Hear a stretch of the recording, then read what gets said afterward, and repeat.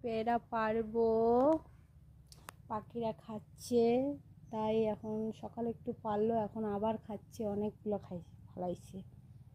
এখন পারবো, তোমরা দেখতে থাকো।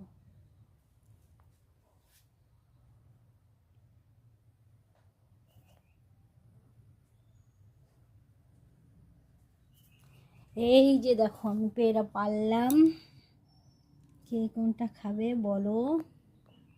দেখা যাচ্ছে এই যে গুলুগুলু, এই যে গুলুগুলু পাকা পাকা পেয়ারাগুলা।